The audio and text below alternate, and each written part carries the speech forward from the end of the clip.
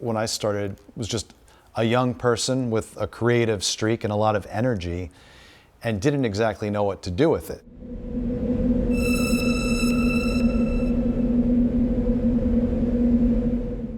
Let's face it, 99.9% of human art and creativity is not timeless. We're maybe the first age where we're creating too much of a record. Like, future archaeologists are just going to be like, God damn, enough, of this self-obsessed, narcissistic society. Would love to be able to jump forward 1,000 years from now and just see what lasted. What does a museum 1,000 years from now choose to hold on to?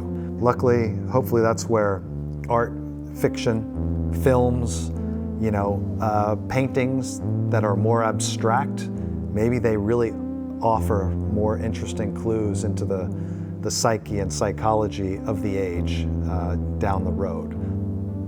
People being products of their environment and whatever stage of human evolution and social thought and history you're in, and a lot of it's not going to seem relevant, even though we like to think you're making something for the ages. A lot of it's not going to be relevant after a time, but it frees you up, I think, realizing, hey, this might not last forever, and it doesn't have to.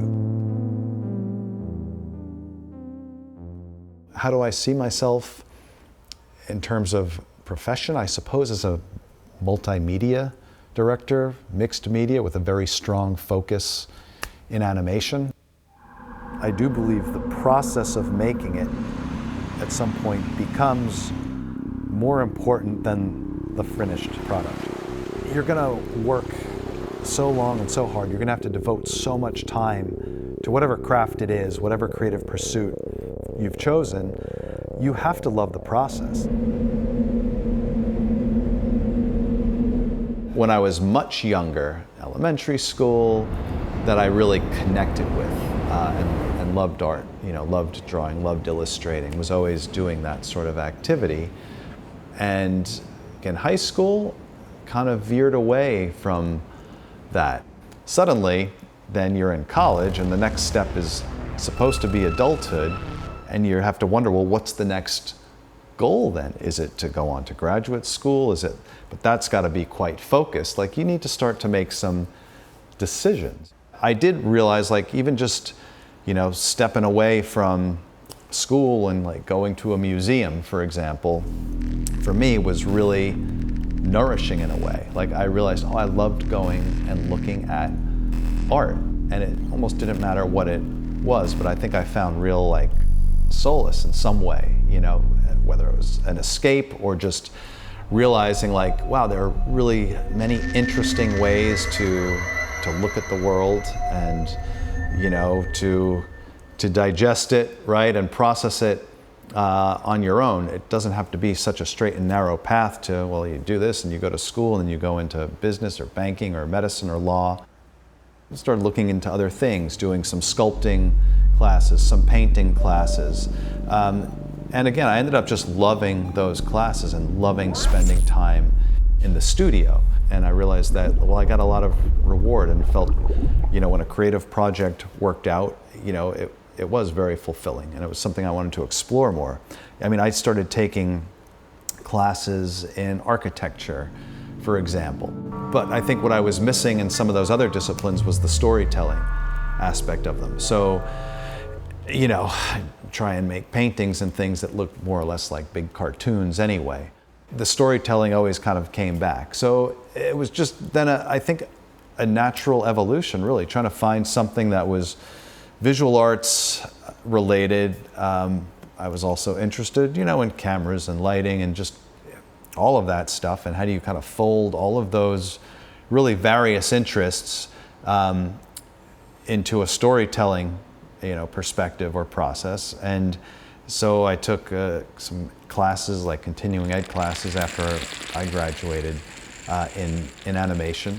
I think the 2D animation class I took showed me that, I enjoyed the planning process and maybe even some keyframing, going through, having kind of that Zen capacity, or even just the straight up drafting skill to go ahead and do all those in-betweens was not for me.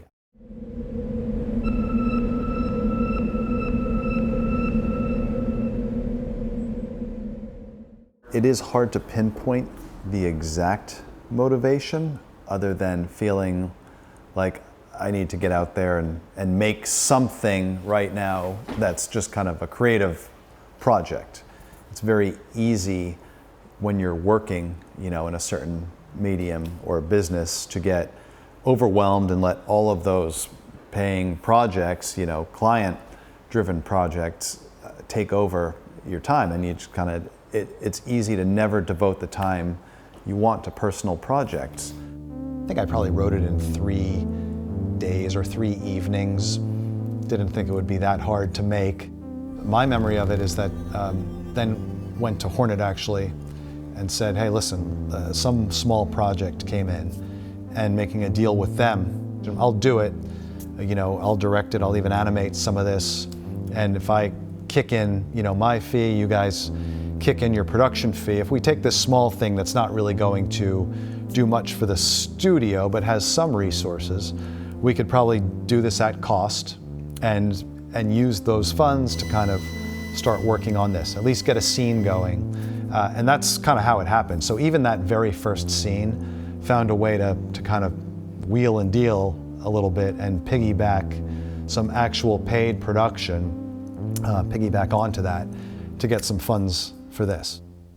I certainly liked the idea of doing something that was again, satire of the crime drama police procedural. I think largely because it's such a pervasive genre and it's been around so long, and I think the stereotypes and the tropes of it are the things that you, rather than being negatives, right, to a large degree, they're things that you want to see. So I was interested in skewering that.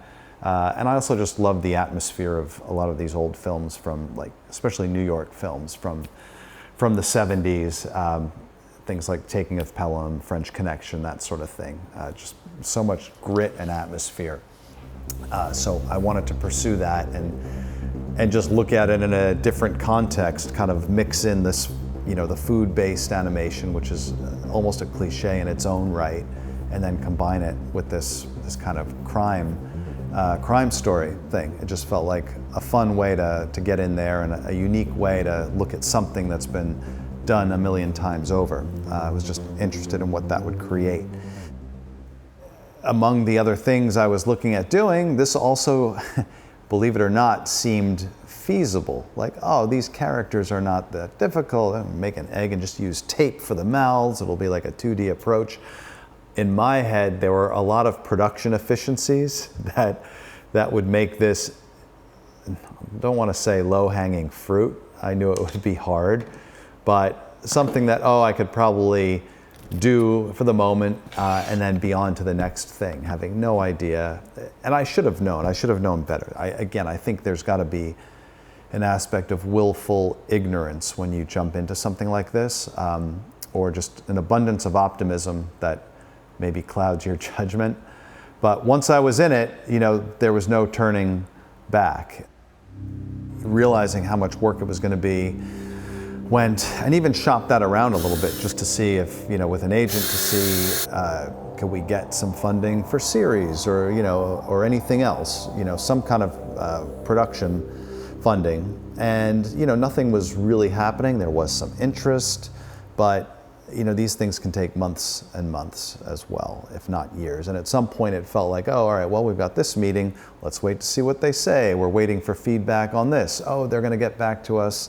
And, these things can become not an excuse, but they're just a delay where it's just like, all right, you're always waiting for the next thing. You're always waiting for someone else's decision to move your project forward. So at some point, I just thought, look, I just gotta, easily, I think from the time I finished that first scene to the time I became re-engaged in it, easily a year, I think more passed. And it's just because you're always kicking the can down the road, waiting for that next meeting or the feedback from whatever it is. And at some point, just realized this could go on forever.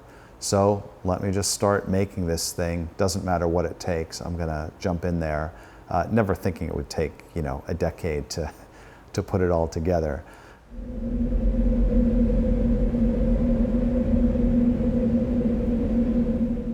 And everyone works differently, but for me, a template that kind of gets me started and lets me know what I need to do at a bare minimum is great, but there should be spontaneity to it as well, which is a weird concept, I think, when you're doing stop motion animation. It all just seems so pre-planned, and it is to a large degree, but if you can maintain some sense of spontaneity, and I think when you are working on these things, you know, your sense of time probably shifts, because I think even within a shot, you know, you might be in a multi-hour or multi-day single shot that you'd thought of in one way, and as you're shooting it, and I think most people who have animated will tell you this, as you're shooting it, things might occur to you. You're working on this thing that plays out in a matter of seconds, but you're working it over the course of many, many hours. And so within that, you're gonna have ideas about how to change the action or suddenly see things mid-shot that might work better than you'd initially thought of.